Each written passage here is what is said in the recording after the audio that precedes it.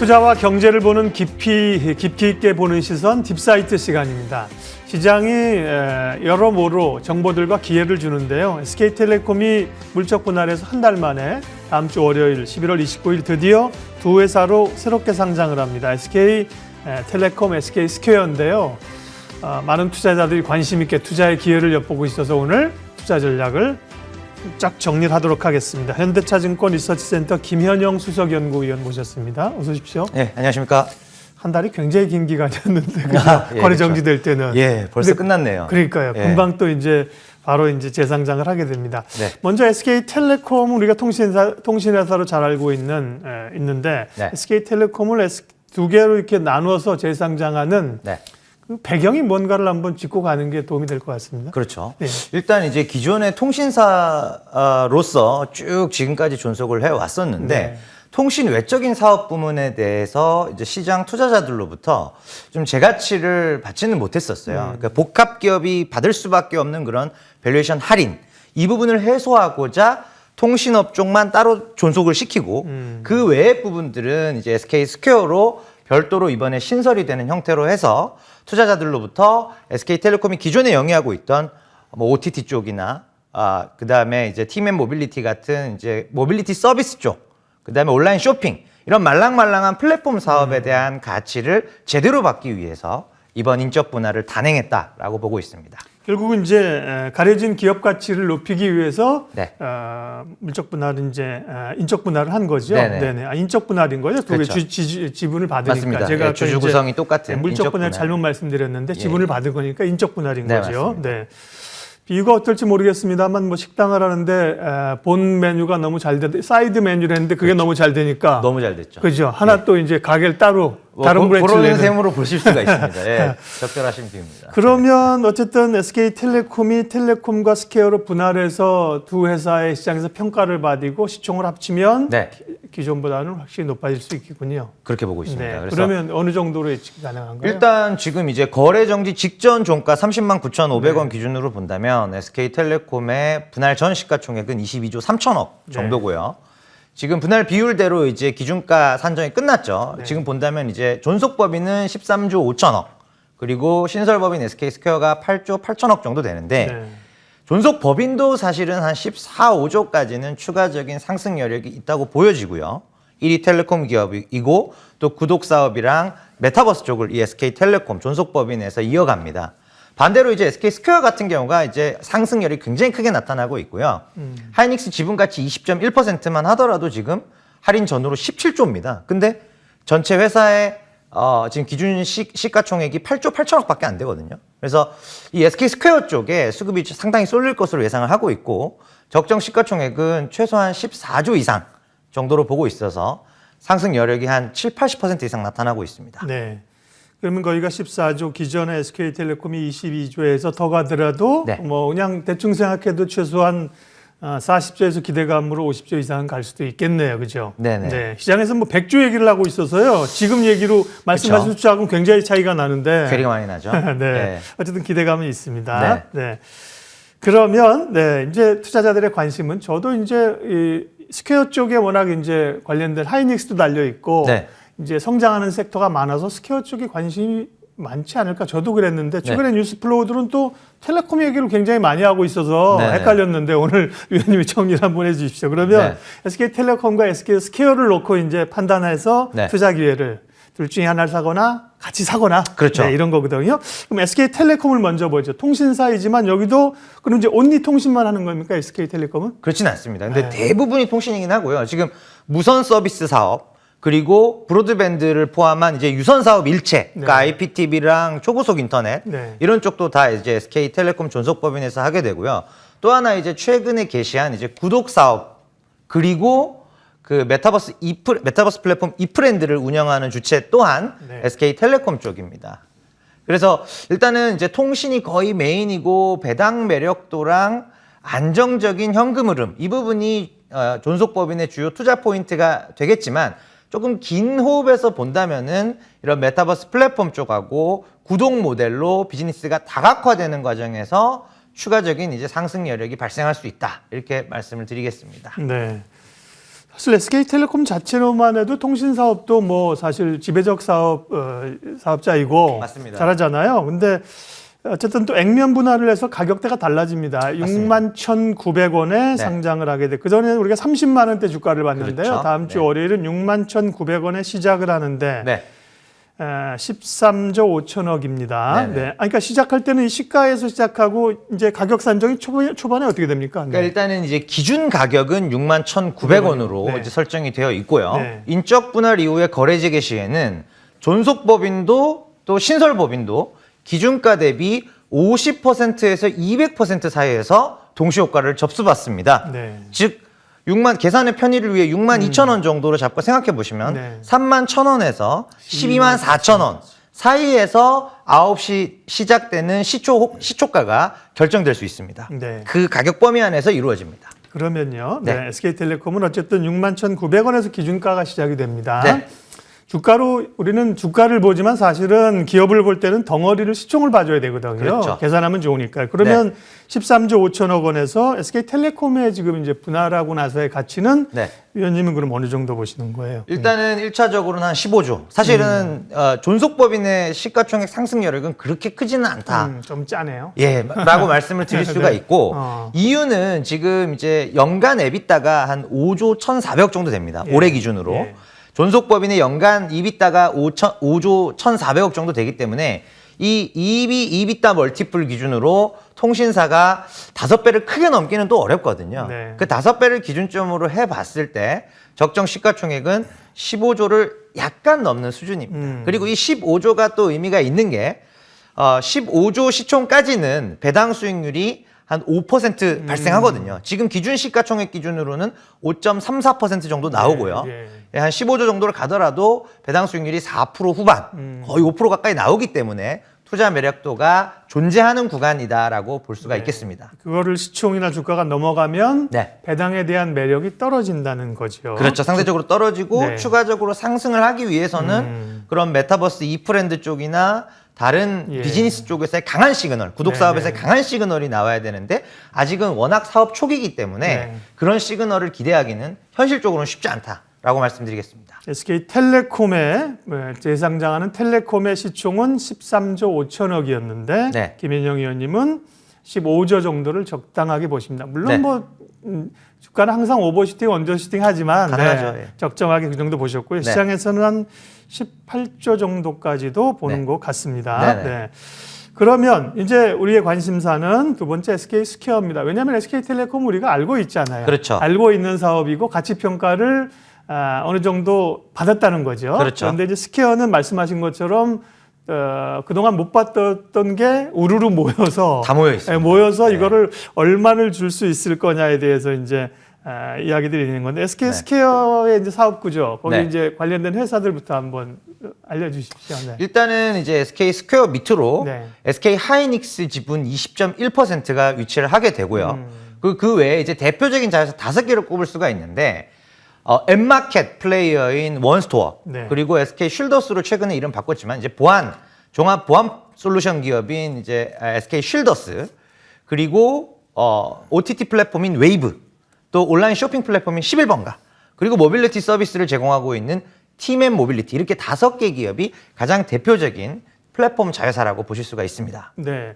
이름을 뭘로 만들까 분할하는 회사를 궁금했는데 SK 스퀘어라는 이름을 붙었습니다. 뭐 네. 제가 정확한 건 아닙니다. 사실은 그 유래를 살펴보지 못했던 스퀘어라고 하는 게 이런 광장의 의미라면, 맞습니다. 네. 네. 그러면 자신들의 이런 계열사들을 쫙 그냥 광장에다 모아놓고 맞습니다. 뭔가 새로운 기회를 도약하겠다 맞습니다. 이렇게 느꼈습니다. 예, 네. 그런 의미의 스퀘어도 있고 네. 저도 뭐 사실 유래를 들은 건 아니지만 네네. 스퀘어가 또 정사각형이잖아요. 사각형이죠. 네. 그 4개의 꼭지점이 뭐냐 고민을 해보면 아까 말씀드렸던 5개의 자회사 중에 SK 쉴더스는 사실 이제 플랫폼 성격이 좀 약하고 네. 보안 솔루션이기 때문에 그 캐시카우를 기반으로 해서 나머지 4개의 꼭지점이 그 웨이브랑 팀앱이랑 네. 뭐 11번가랑 그 다음에 원스토어 요렇게 이제 이 4개가 순차적으로 상장을 하는 과정에서 카카오가 그랬듯이 네. 이제 기업 가치 쪽에서 어떻게 보면 일종의 버프를 받는 그런 구조로 보고 있어서 SK 스퀘어를 상당히 이제 좋게 좀 말씀을 드리고 있습니다. 그 질문을 안 그래도 드리려고 그랬습니다. 사실은 기업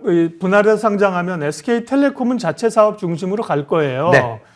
그런데 이제 SK스퀘어에는 지금 보신 것처럼 꽤 매력 있는 회사들이 많이 있기 때문에 이런 있습니다. 것들이 이제 결국은 상장 과정을 거치게 될 가능성이 높다. 카카오의 모델처럼. 맞습니다. 그랬을 경우는 네. 스퀘어의 가치가 또 높아지는 건가요? 그렇죠. 왜냐하면 우리가 카카오의 사례에서 봤듯이 네. 기본적으로 일단은 지주사 체제의 형태를 띠고 있으면 자회사 가치에 대해서 심각한 할인을 받기 마련입니다. 그렇죠. 네. 그런데 이제 카카오가 보여준 건 뭐였냐면은 하나의 구심점이 있고 플랫폼 기능을 한다면 비상장 상태에서의 할인율은 생각보다 크지 않다. 거의 카카오의 자회사들은 할인이 0입니다. 예, 그러면 이제 뭐 SK 스퀘어도 그 0을 인정받을 수 있을 것이냐, 그 문제는 이제 별도로 놓고 보더라도 지금 SK 스퀘어의 순자산 가치 대비 말씀드리는 기준 시가총액 8조 8천억은 약 64% 할인된 숫자라는 것입니다. 그래서 일반적인 지주회사의 할인율을 감안해 보더라도 네. 비상장에 대해서도 64%를 할인하는 것은 정말로 과도하다. 이 부분만 해소가 된다고 하더라도 8조 8천억이 아니라 13조 14조 갈 수 있는 그림이 충분히 나오고, 또 최근에 하이닉스 주가가 9만 원에서 거의 12만 원 언저리까지 강하게 반등한 부분도 SK 스퀘어 지금 이제 다음 주 월요일 날 데뷔를 하는 데 있어서 우호적인 요인으로 작용할 것 같습니다. 네. 그리고 이제 SK 스퀘어 얘기를 조금만 더 사업단 얘기를 하게 되면요. 네.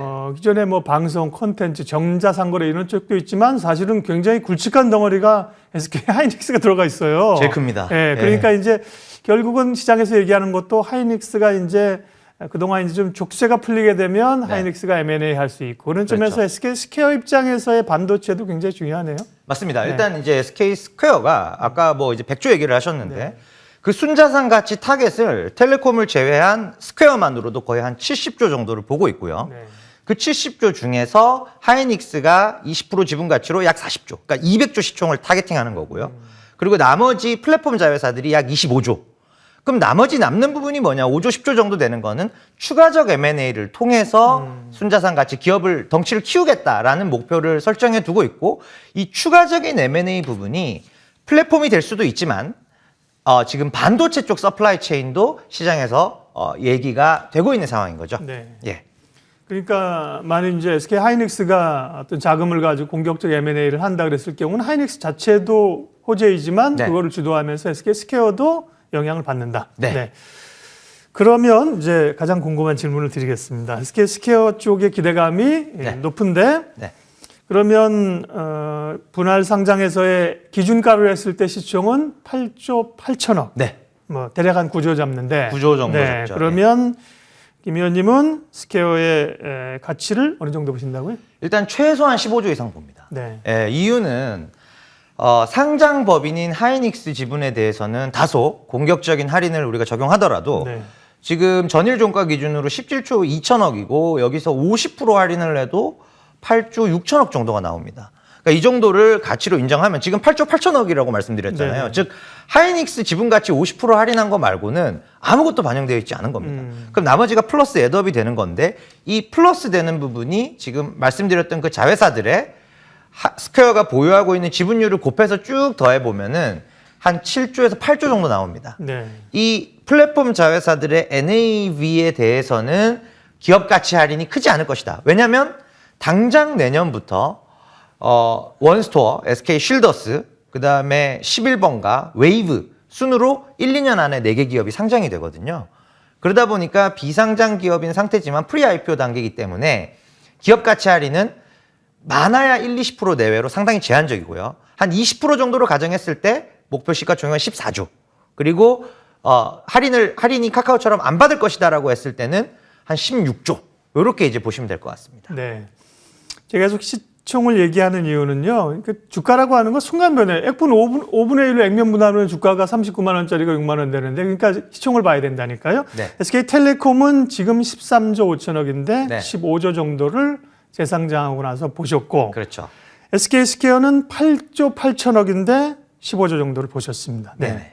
그러면 최소라 그랬는데 네. 그러면 업사이드에서 합산해서 좀 더 줄 수 있는 시총 규모는 어느 정도 됩니까? 사실 이제 맥스로 보면은 한 이제 20조까지도 가능하죠. 지금 한 앞으로 한 12개월, 18개월의 투자 시기에서도 20조를 가지 말라는 법은 없는 게 일단 네. 하이닉스 지분 가치에 대해서도 할인율 50%보다 조금 더 적은 할인율을 한 40% 정도만 가정해도 예. 거기서 시가총액이 한 1조 5천 정도가 올라가게 되고요. 또 그 비상장 그 법인 플랫폼 기업 가치에 대해서 현재 기준의 기업 가치가 지금 아까 말씀드린 7, 8조인 거고요. 요 7, 8조인 부분이 매년 최소 30-40%씩 지금 성장하고 있습니다. 네. 그러다 보니까 당장 내년만 가게 돼도 8조가 11조가 되고 그 이듬해면은 2023년이면 11조가 거의 15조가 되는 그런 타임라인으로 가고 있거든요. 그래서 거기서 가치가 증가하는 부분만 감안을 해보셔도 네. 충분히 20조를 트라이 할 수 있는 그런 기업 근간을 갖고 있는 회사다. 이렇게 말씀드리겠습니다. 네. 그러면 또 우리 항상 이럴 때 질문 드리는 거 있잖아요. 네. 두 개 중에 하나를 사면 뭘 사냐. 근데 다 다르죠. 본인 성향이 다르고 그죠. 다 다릅니다. 텔레콤을 좋아하는 성향이 있으시고 네. 성장주를 좋아하는 성향도 있겠지만 네네. 있겠지만 제가 이제 정말 편한 사이라고 해서 나 돈 없거든. 뭐 네네. 다 살 수는 없고 그냥 하나만 사면 제가 이제 김혜영 의원님과 이제 친구라고 생각하면 네네. 현영아 그러면 스퀘어를 사는 게 낫겠네?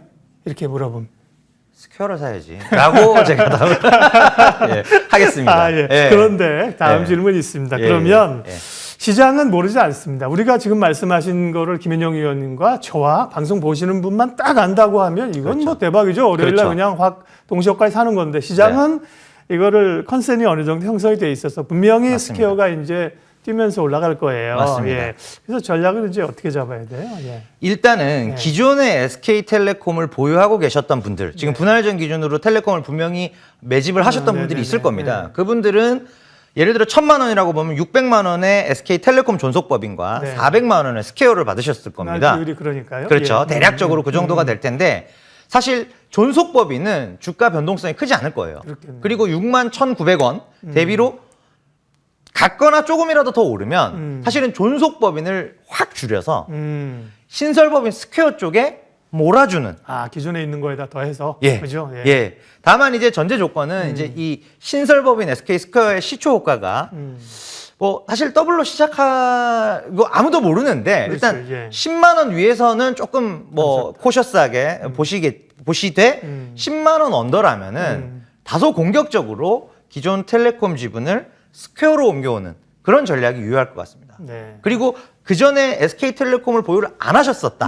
그냥 그러니까 지켜만 보다가 SK 스퀘어라는 게 있다는데 그렇게 좋나? 하고 네. 이제 막 29일에 참전을 하시는 분들 같은 네. 경우에는 일단은 한 뭐 8만 원 부근이나 뭐 이 정도 수준이면은 상당히 공격적으로 사셔도 될 것 같아요. 그리고 10만 원 아래에서도 네. 상당히 좀 매수 관점에서 바라봐야 되고 10만 원이 1억 4천만 주니까 이제 한 14조 정도 되는 시가총액이거든요.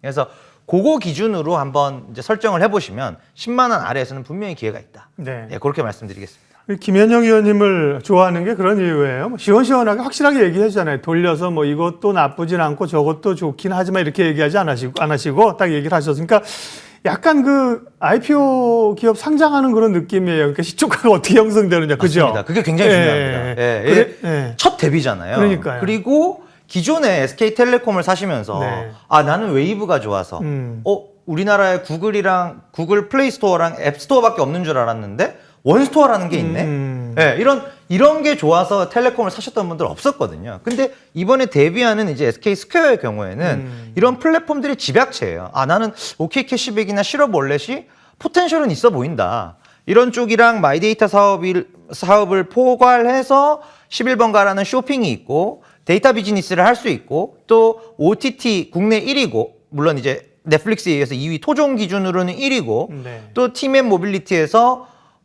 카카오티보다도 빠르게 구독형 모빌리티, 월정액 타입의 서비스를 먼저 냈거든요. 그만큼 상당히 도전적으로 플랫폼 사업에 출사표를 던진 상태이기 때문에 지금 말랑말랑한 인터넷 기업들 생각해 보시면 네이버, 카카오 외에는 대안이 없지 않습니까?